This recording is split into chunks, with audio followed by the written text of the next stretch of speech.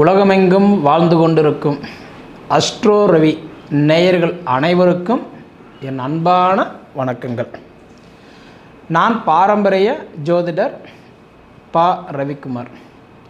இப்போ நாம் பார்த்துக்கிட்டு இருக்கக்கூடிய ஒரு தலைப்பு என்ன அப்படின்னு பார்த்தீங்கன்னா, அக்டோபர் மாதத்துக்கு உண்டான மாத பலன்களை பற்றி தான் இந்த காணொலியில் பார்த்துக்கிட்டு இருக்கிறேங்க.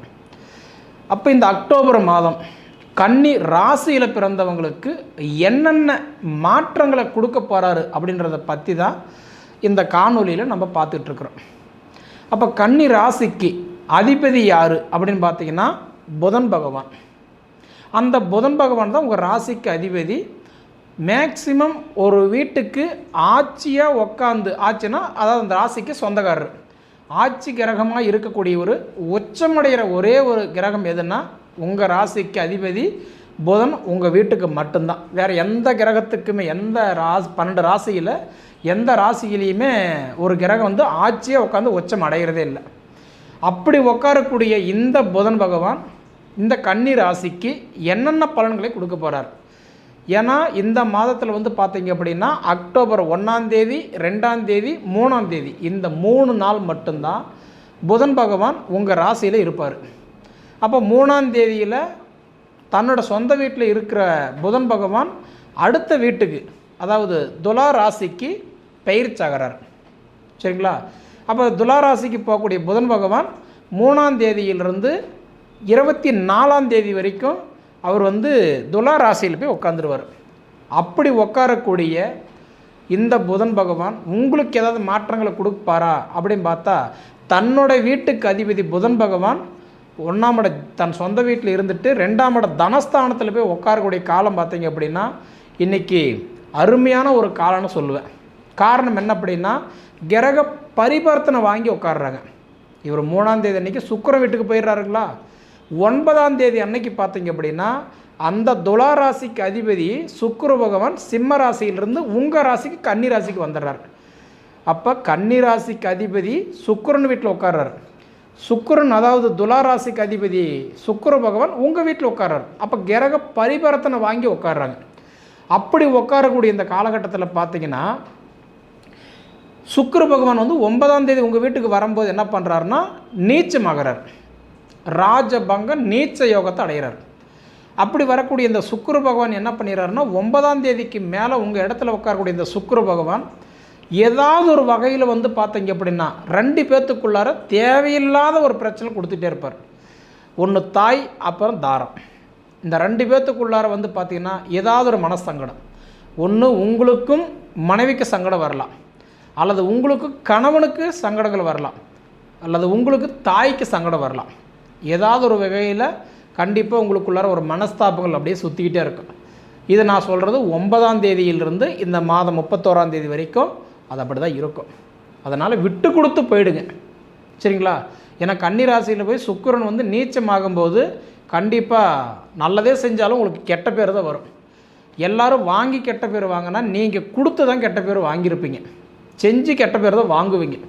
அதனால் அதாவது நீங்கள் செஞ்சுட்டு கெட்ட பேர் வாங்குறத செய்யாதே நீங்கள் கம்முன்னு சேர்ந்துக்கலாம். சரிங்களா? இப்படி இருக்கக்கூடிய ராசியில் வந்து பார்த்திங்கன்னா இப்போ பொதுவாக உங்கள் ராசிக்கு 12ஆவது ராசிக்கு அதிபதி யாருன்னா சூரியன், சிம்ம ராசிக்கு அதிபதி சூரியன். அந்த சூரியன் இப்போ உங்கள் ராசியில் தான் உட்காந்துருக்கிறார். நெருப்பு ராசி, மாத பலன் கொண்ட ராசி யாருன்னா, கிரகம் யாருன்னா சூரியன் தான். அப்போ இந்த சூரியன் 18 தேதி வரைக்கும் சூரியன் உங்கள் வீட்டில் தான் இருக்கிறார். அப்போ 18 தேதி வரைக்கும் சூரியன் உங்கள் வீட்டில் இருக்கிறதுனால தொழில் கண்டிப்பாக கொஞ்சம் நல்லாயிருக்கும். தொழில் சார்ந்த விஷயங்கள் கண்டிப்பாக நல்லாயிருக்கும். அதாவது பேங்க் பிரச்சனை, டாக்குமெண்ட் பிரச்சனை, குடுக்கல் வாங்கல், ஃபைனான்ஸ் ரீதியாக இந்த மாதிரி வந்து பார்த்திங்கன்னா ஓரளவுக்கு உங்களுக்கு நல்லாவே போயிட்டுருக்கும், பிரச்சனை இல்லை. 18ஆம் தேதிக்கு மேலே பார்த்திங்கன்னா உங்கள் வீட்டில் இருக்கக்கூடிய சூரிய பகவான் அடுத்தது 2ஆவது வீட்டுக்கு துலா ராசிக்கு போய் பயிற்சியாகிறார். அப்போ துலா ராசியில் போய் 18ஆம் தேதிக்கு மேலே சூரிய பகவான் போய் துலா ராசியில் உட்காரும்போது நீச்சம் அடைகிறார். சுக்கிரன் வந்து சிம்ம ராசியிலிருந்து உங்கள் வீட்டுக்கு வந்து கன்னி ராசியில் நீச்சமாகிறாரு. அதாவது வந்து சூரியன் வந்து துலா ராசியில் போய் நீச்சமாகிறார். இந்த காலகட்டத்தில் பார்த்தா கன்னி ராசிக்கு யார் கூட சங்கடம் டக்கு டக்குன்னு வரும்னு பார்த்தீங்கன்னா, ஒன்று மாமியார்னாலும் வரலாம், இல்லை மனைவினால் வரலாம், இல்லை உங்களுடைய ராசிக்கு அதாவதுன்றது எப்படி சொல்கிறதுனா தந்தையினால் வரலாம். ஏதோ ஒரு சூழ்நிலையில். ஏன்னா சூரியன் நீச்சமாகறாரு, சுக்கிரன் நீச்சமாகறாரு.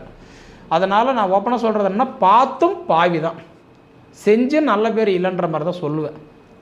அதனால் கொஞ்சம் கவனமாக இருந்துக்கோங்க. ரெண்டாவது, கன்னிராசிக்காரங்களுக்கு கண்டக சனி இப்போ நடந்துகிட்டு இருக்குது.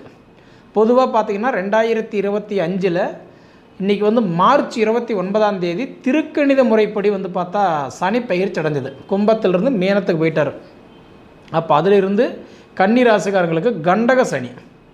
அப்போ கன்னிராசிக்காரர்களுக்கு கண்டக சனி இருந்தால் மார்ச் 29 இன்னை வரைக்கும் பார்த்திங்க அப்படின்னா ஏதாவது ஒரு வகையில் கன்னிராசிக்காரங்களுக்கு அடிப்படுறது, காயமாகிறது, கட்டுறது, தேயில் போடுறது, ஹாஸ்பிட்டல் அல்லது மறைமுகமான செலவுகள் ஏதோ ஒரு வகையில் நமக்கு தேவையில்லாத விரயங்கள் கொடுத்துக்கிட்டே இருப்பார்.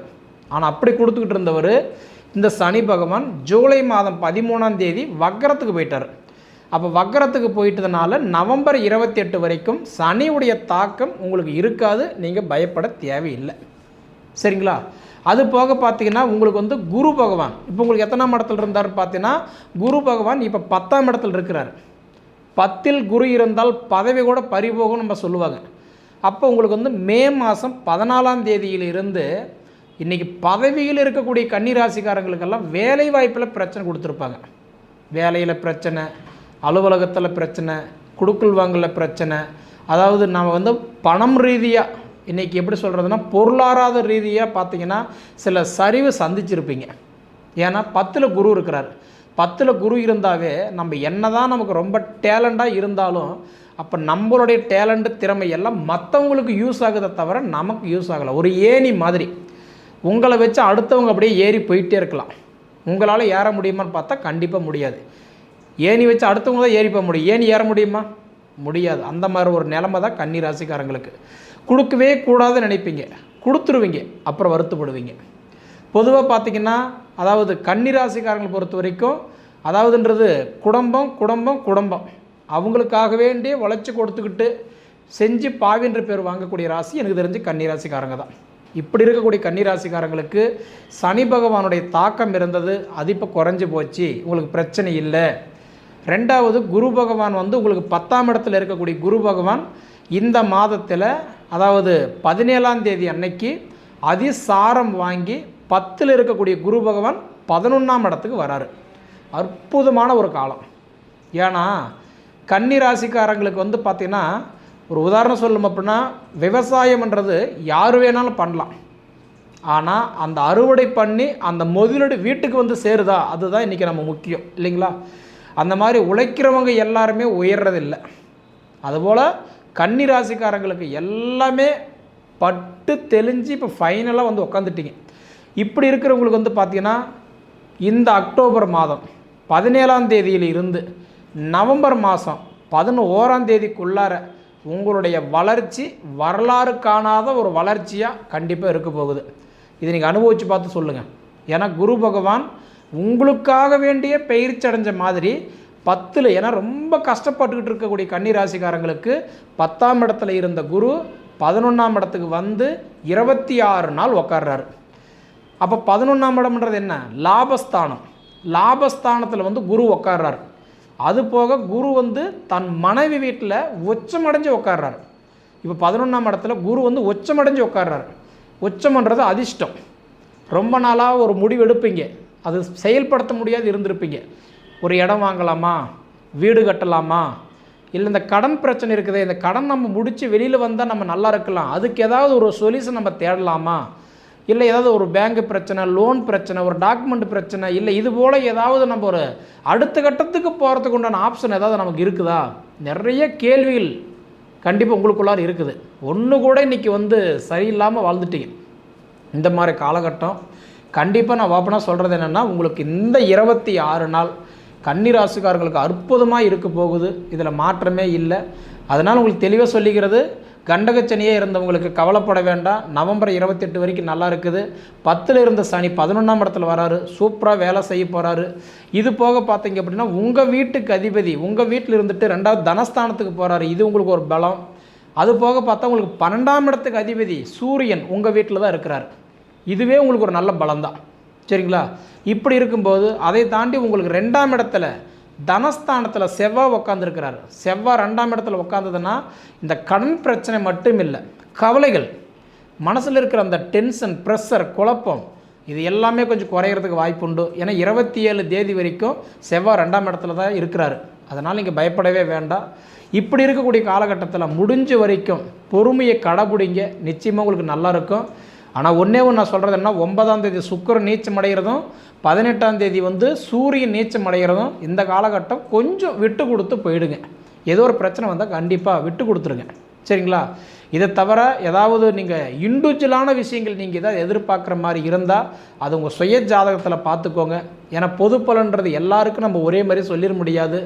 இருந்தாலும் கன்னிராசிக்காரங்களுக்கு இது ஒரு நீங்கள் எப்படி சொல்கிறது அப்படின்னா, ஒரு 10 பிள்ளைங்க ஒரு ஓட்டத்தில் ஓடிட்டுருக்குறாங்கன்னா 10 பேரும் ஜெயிக்க போகிறதில்ல. அதில் ஜெயிக்கிறதுனுமே ஒரு ஒத்த குழந்தை தான், இல்லைங்களா? அதனால் பார்த்தா அந்த ஒரு குழந்தை நீங்களாக இருப்பீங்கன்னு நான் சொல்லுவேன். ஜெயிக்கிற இடத்துக்கு வந்துட்டீங்க.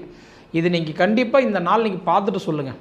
இதுக்கு முன்னாடி எதிர்பார்ப்பு எண்ணங்கள் எப்படியோ இந்த மாதம் கன்னிராசி பொறுத்த வரைக்கும் நீங்கள் நல்லதாக இருக்க போகிறீங்க. ஆதாரத்தோடு சொல்லணும்னா நிச்சயமாக நீங்கள் நல்லதாக இருக்க போகிறீங்க. நீங்கள் பார்த்துட்டு சொல்லுங்கள், சரிங்களா? சரி நேயர்களே, அதாவதுன்றது நம்ம சேனலை இதில் நீங்கள் முதல் தடவை பார்க்குறவங்களா இருந்தால் சப்ஸ்கிரைப் பண்ணிக்கோங்க. ஏன்னா இதுபோல் காணொலிகள் உங்களுக்கு ரெகுலராக அடையணும், பார்த்து பயனடைமா அப்படின்னா நீங்கள் நம்ம சேனலை சப்ஸ்கிரைப் பண்ணிக்கோங்க. அதே மாதிரி உங்கள் நண்பர்களுக்கு ஷேர் பண்ணுங்கள். அதே மாதிரி உங்கள் பொன்னான நேரத்தை ஒதுக்கி இவ்வளவு நேரம் என்னோட காணொலியை நீங்கள் முழுமையாக பார்த்ததுக்கு மனசிலிருந்து கேட்டுக்கிறேனுங்க. நன்றி.